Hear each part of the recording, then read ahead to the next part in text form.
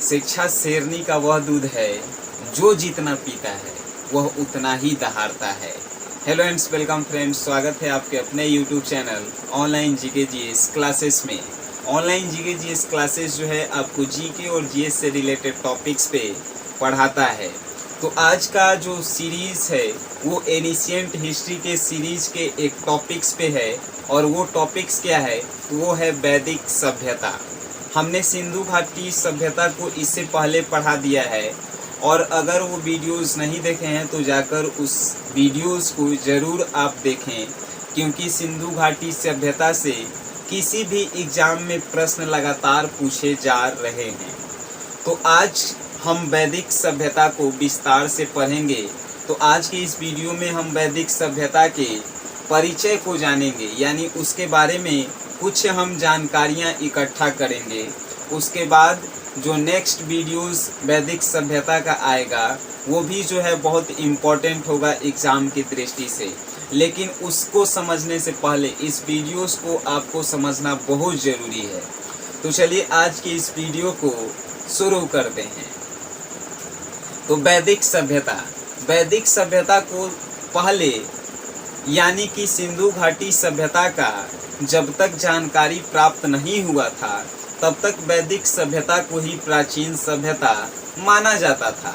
लेकिन सिंधु सभ्यता की जैसे ही जानकारी हमें प्राप्त हुई तो सिंधु घाटी सभ्यता को सबसे प्राचीन सभ्यता माना गया। लेकिन वैदिक सभ्यता जो है ये एक ग्रामीण सभ्यता है, और सिंधु घाटी सभ्यता जो है एक नगरीय सभ्यता है, यानी कि शहरी सभ्यता थी।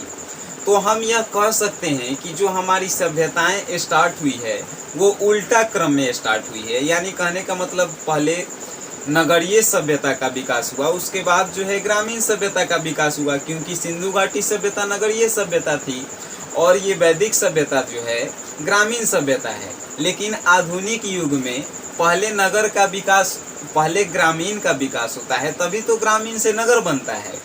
तो हम यह कह सकते हैं कि जो ये सभ्यताएं का विस्तार हुई ये उल्टा क्रम में हुआ है। तो वैदिक सभ्यता को आज जानते हैं। तो जब सिंधु घाटी सभ्यता का अंत हुआ 1700 ईसा पूर्व में, तो उसके बाद बहुत सी सभ्यताओं का नाम तक भी नहीं पता चला, यानी कि कुछ सभ्यताओं का खोज भी नहीं हुआ था। लेकिन उसी बीच में 1500 ईसा पूर्व में हमें एक सभ्यता के बारे में जानकारी मिली, जिस सभ्यता को वैदिक सभ्यता के नाम से हम लोग जानने लगे। आखिर ये वैदिक सभ्यता कब से कब तक चला ये थोड़ा जानते हैं। तो वैदिक सभ्यता का काल जो है 1500 से 600 ईसा पूर्व तक चला। यानी वैदिक सभ्यता 1500 ईसा पूर्व से लेकर 600 ईसा पूर्व तक हम लोगों को जानने को मिला वैदिक सभ्यता के बारे में।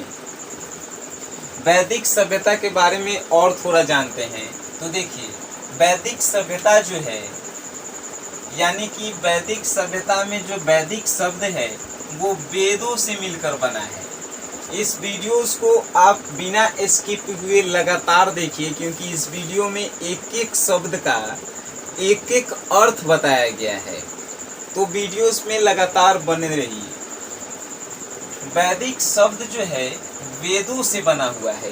वेद मुख्यतः 4 प्रकार के होते हैं। कौन कौन?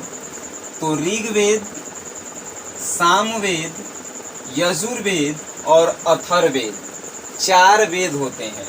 और वैदिक शब्द वेदों से बना है, जिसका क्या अर्थ होता है? अर्थ होता है ज्ञान। वैदिक का अर्थ होता है ज्ञान, ठीक है। अब वैदिक सभ्यता के निर्माता कौन है?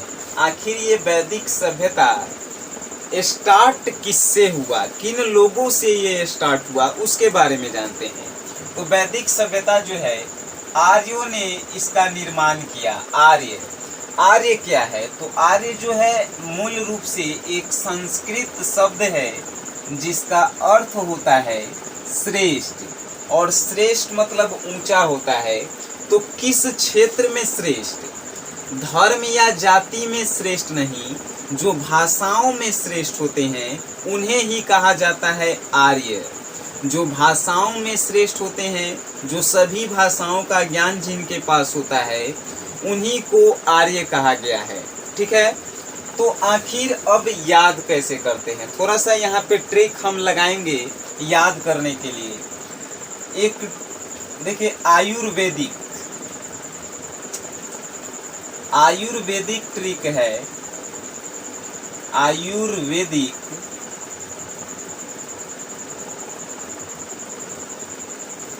यानी कि आयु से आर्य और वैदिक से वैदिक सभ्यता। वैदिक सभ्यता के निर्माता आर्य। याद हो गया होगा मेरे अनुसार आप लोगों को। अब समझते हैं कि आखिर ये वैदिक सभ्यता कितने भाग में डिवाइड था। तो वैदिक सभ्यता जो है 2 भाग में डिवाइड था। पूर्व वैदिक काल, जिसका जो है 1500 ईसा पूर्व से 1000 ईसा पूर्व तक चला, और दूसरा जो पार्ट है इसका वो है उत्तर वैदिक काल, जो 1000 ईसा पूर्व से 600 ईसा पूर्व तक चला। लेकिन ये पूर्व वैदिक काल क्या है और उत्तर वैदिक काल क्या है, इसके बारे में हम थोड़ा जान लेते हैं। पूर्व वैदिक काल उस काल को कहा जाता है जिस काल में हमें ऋग्वेद का पता चला, और ऋग्वेद से जिस सभ्यताओं के बारे में हमें पता चला उसे ही पूर्व वैदिक काल कहा जाता है। अब उत्तर वैदिक काल क्या है, तो ऋग्वेद के अलावा यानी ऋग्वेदों को छोड़कर जो 3 वेदों से हमें सभ्यता के बारे में जानकारी मिली, उन्हें ही उत्तर वैदिक काल कहा गया है। तो इन दोनों वेदों के बारे में हम विस्तार से पढ़ेंगे, और इन एक काल पे यानी पूर्व वैदिक काल पे एक स्पेशल वीडियोस बनेगा, और उत्तर वैदिक काल पे भी एक स्पेशल वीडियोस बनाएंगे, जिससे आप बहुत ही आसानी से समझ सकें।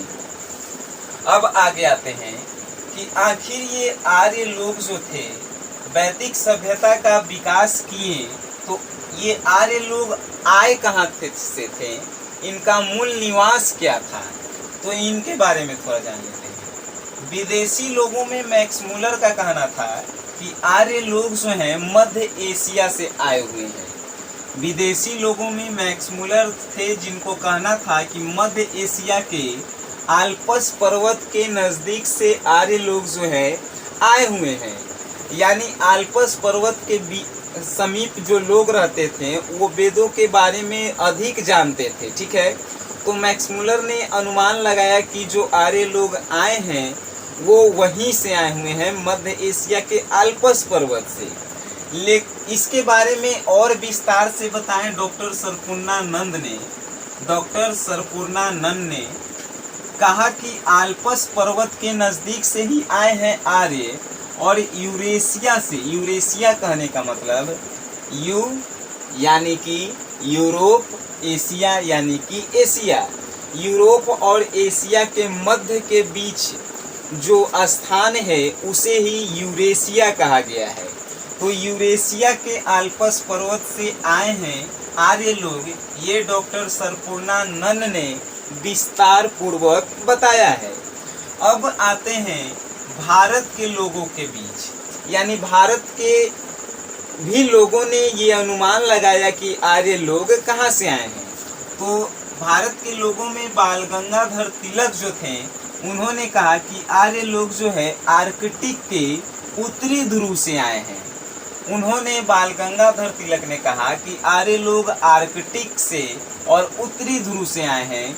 अगर आप ग्लोब में देखते हैं तो यहाँ से ये जो ऊपर के भाग में है, जिसे हम लोग नॉर्थ से डिनोट करते हैं, उत्तरी से, उत्तर से, यहीं पे उत्तरी आर्कटिक है। ठीक है, तो हम लोग कह सकते हैं बाल गंगाधर तिलक ने ये कहा कि आर्य लोग उत्तरी ध्रुव से आए हैं। ठीक है, लेकिन यहाँ से एक प्रश्न पूछता है, उसे याद रखिएगा। जैसे प्रश्न पूछेगा कि किन्होंने अनुमान लगाया है कि आर्कटिक से आर्य लोग आए हैं, तो भारत के थे बाल गंगाधर तिलक, जिन्होंने यह अनुमान लगाया है। ठीक है, अब स्वामीनंद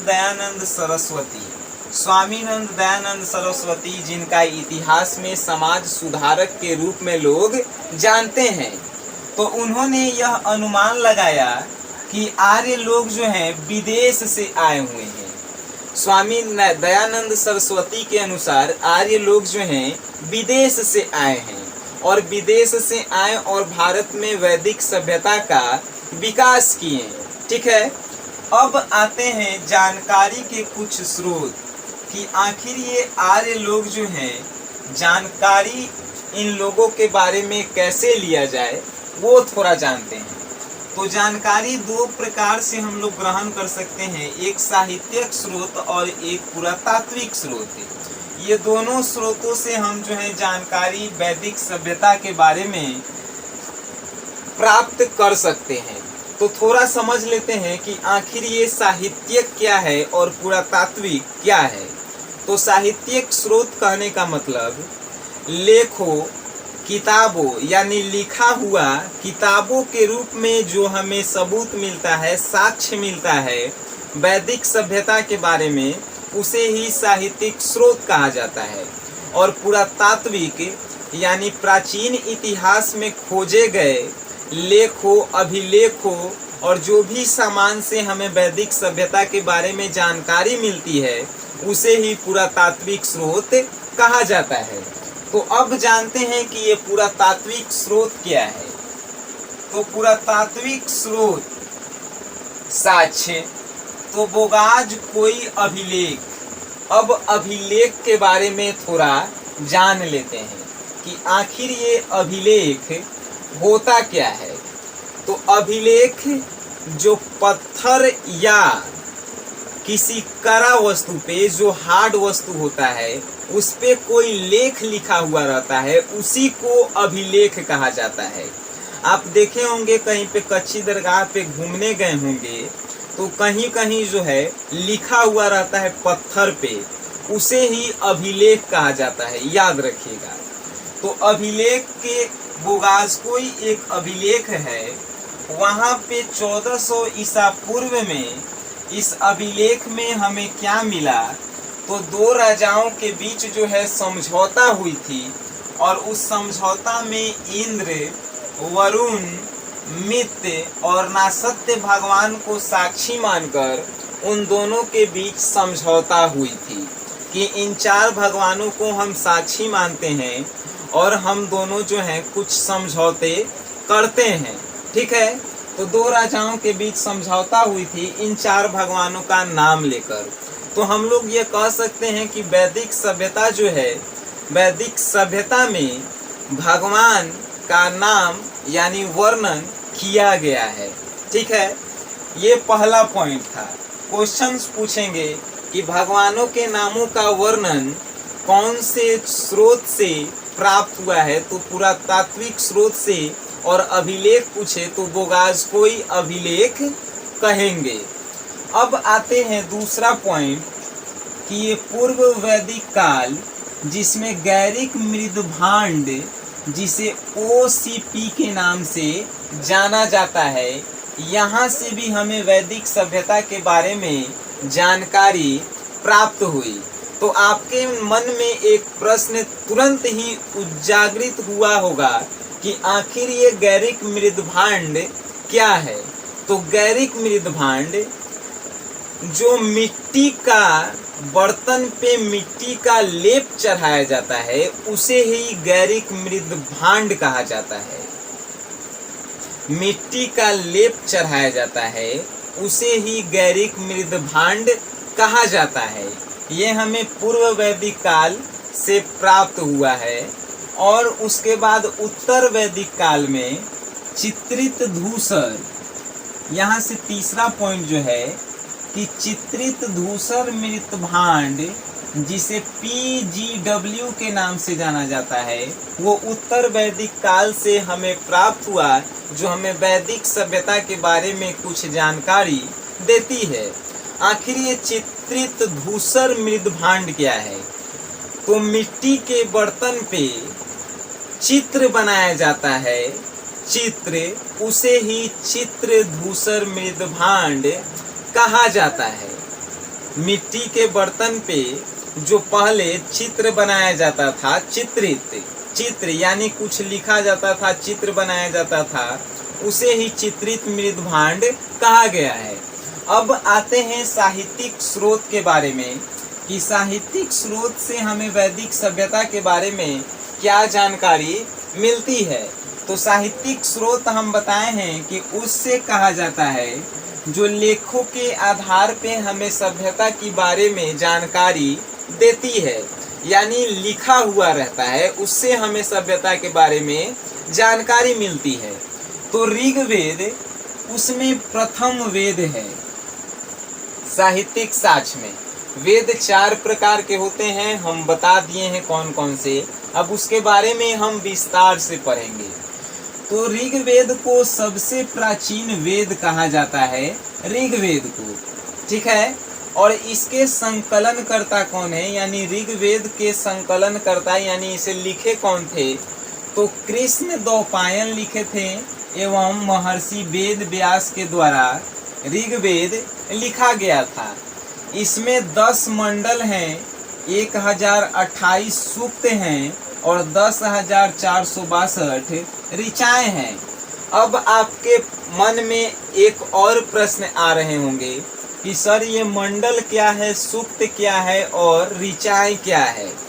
तो समझिए, एक किताब है, किताब में जो चैप्टर के नाम से हम पढ़ते हैं चैप्टर, उसी चैप्टर को मंडल कहा जाता है, ठीक है।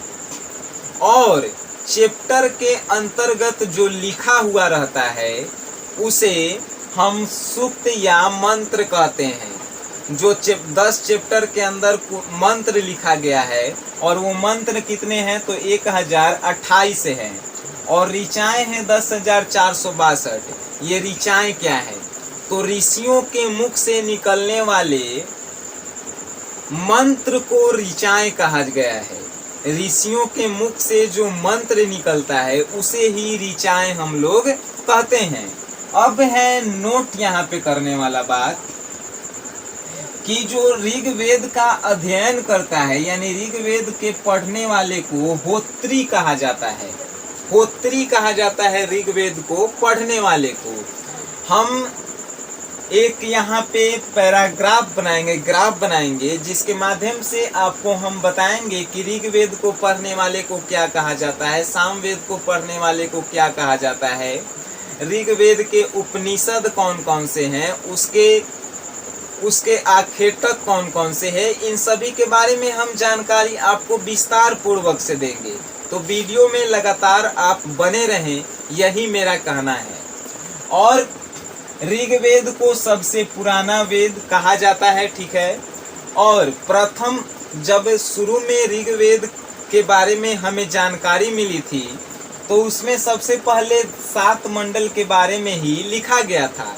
7 मंडल के बारे में ही ऋग्वेद में पहले लिखा गया था, लेकिन प्रथम एवं 10वां मंडल जो है सबसे बाद में जोड़ा गया। 7 मंडल के बाद 3 मंडल का उसमें फिर बाद में ऐड किया गया, लेकिन सबसे बाद में किया गया प्रथम और 10वां मंडल का, जो सबसे नया मंडल माना जाता है ऋग्वेद का, ठीक है। अब आते हैं कि तीसरे मंडल में क्या है। तो तीसरे मंडल में गायत्री मंत्र हैं, जिसके रचयिता विश्वामित्र हैं। गायत्री मंत्र जो है सूर्य देवता के लिए ये मंत्र बोला जाता है, और इसको लिखा किसने है, तो विश्वामित्र ने इसे लिखा है। अब है 7वां मंडल। आखिर ये 7वां मंडल में किनका उल्लेख है, तो दशराज युद्ध का इसमें उल्लेख है। अब पूछेगा दशराज युद्ध क्या है। 10 राज यानी 10 राजाओं के युद्धों के बारे में अध्ययन को ही दशराज युद्ध कहा गया है। और 10 राजाओं के युद्ध का उल्लेख जो है 7वें मंडल में उल्लेख किया गया है विस्तार पूर्वक। 9वें मंडल में सोम देवता के बारे में उल्लेख किया गया है। आपसे प्रश्न पूछेगा कि 7वें मंडल में किसका उल्लेख है, 9वें मंडल में किसका उल्लेख है, तृतीय मंडल में किसका उल्लेख है। तो जब तक ये आप समझेंगे नहीं, आप ध्यान से पढ़ेंगे नहीं, तब तक आप इसका आंसर जो है नहीं दे पाएंगे। उसके बाद है 10वां मंडल।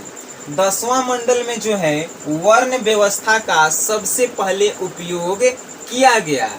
10वां मंडल में वर्ण व्यवस्था का सबसे पहले उपयोग किया गया। ये वर्ण व्यवस्था क्या है? तो वर्ण व्यवस्था के आधार पे पुरुष मुक्त, पुरुष को 4 वर्गों में बांटा गया। वो कौन कौन से? तो ब्राह्मण, क्षत्रिय, वैश्य और शूद्र।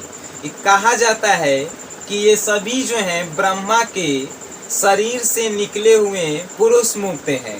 यानी ब्रह्मा के मुख से निकला हुआ ब्राह्मण है, ब्रह्मा के भुजाओं से निकला हुआ क्षत्रिय है और उनकी जंघाओं से वैश्य का उत्पादन हुआ है और उनके चरणों से शूद्र का निर्माण हुआ है। ठीक है, अब आते हैं सामवेद में। सामवेद को संगीतों का वेद कहा जाता है। स से साम, स से संगीत, यानी जिस वेद में संगीत का उल्लेख है उसे ही सामवेद कहा जाता है। 7 स्वरों का सर्वप्रथम उपयोग जो है सामवेद में किया गया था। थोड़ा यहाँ पे ट्रिक लगाते हैं। स से सामवेद, स से संगीत और स से 7 होता है। तो सामवेद संगीत का वेद है और 7 स्वरों का उपयोग जो है कहाँ किया गया था? तो सामवेद में किया गया था। अब नेक्स्ट है यजुर्वेद। यजुर्वेद जो है गद और पद का वेद इसे कहा जाता है, यजुर्वेद को। अब समझते हैं कि गद और पद क्या है। तो गद उसे कहते हैं जिसके माध्यम से हम पत्र, निबंध, कहानी लिखते हैं, उसे गद कहा जाता है। पद किसे कहते हैं? तो पद उसे कहते हैं जिसके द्वारा हम कविता, भजन, कीर्तन लिखते हैं, उसे पद कहते हैं। ठीक है, आप समझ गए होंगे, मैं ये आशा करता हूँ। और इसमें यज्ञ के विधियों का वर्णन किया गया है। य से यजुर्वेद और य से यज्ञ, यानी यज्ञ के विधियों का वर्णन किस वेद में किया गया है? तो यजुर्वेद में किया गया है। और सबसे बाद का जो वेद है उसे कहा गया अथर्ववेद। सबसे बाद का वेद जो है अथर्ववेद कहा गया। यानी क्वेश्चन आपसे पूछता है कि सबसे पुराना वेद किसे कहा जाता है? तो सबसे पुराना जो है ऋग्वेद को कहा जाता है। और सबसे नया वेद किसे कहा जाता है? तो अथर्ववेद को कहा जाता है। अथर्ववेद जो है सबसे नया वेद है और यजुर्वेद जो है सबसे पुराना वेद है। अथर्ववेद में जादू टोना के बारे में जो है वर्णन किया गया है और वर्गीकरण के बारे में, यानी बंटवारा के बारे में कि जाति के आधार पर लोगों को बांटा गया। ये अथर्ववेद से ही हमें जानकारी मिलती है। ठीक है, अथर्ववेद को सबसे श्रेष्ठ वेद भी कहा जाता है, यानी सबसे श्रेष्ठ चारों वेद में श्रेष्ठ माना जाता है, तो उसे अथर्ववेद को ही माना जाता है और इसे सबसे पुराना वेद कहा जाता है। हम नेक्स्ट वीडियोस लाएंगे जिसमें भी वैदिक सभ्यता के परिचय के बारे में तो हमने पढ़ा, और उसमें हम लोग पढ़ेंगे कि वेदों के अध्येता को, यानी पढ़ने वाले को क्या कहते हैं, वेद के उपनिषद क्या होते हैं, और उसके बारे में और भी जानकारी हम लोग कलेक्ट करेंगे। तो ये वीडियोस आपको समझ में आया? अगर आपको लगता है कि ये वीडियो से हमें कुछ फायदा हुआ है, तभी इस वीडियो को लाइक कीजिएगा और हमारे साथ तभी जुड़िएगा जब हम पढ़ाते हैं और आपको समझ में आता है, तभी इस चैनल के साथ जुड़िएगा और चैनल को सब्सक्राइब कीजिएगा, वरना आप ऐसे ही मत जुड़िए। हम जो है एक ऐसा फैमिली क्रिएट करना चाहते हैं जो अपना ज्ञान हमें बताए और हम जो है अपना ज्ञान आप लोगों को बताएं। सो गाइस, वीडियो देखने के लिए थैंक यू।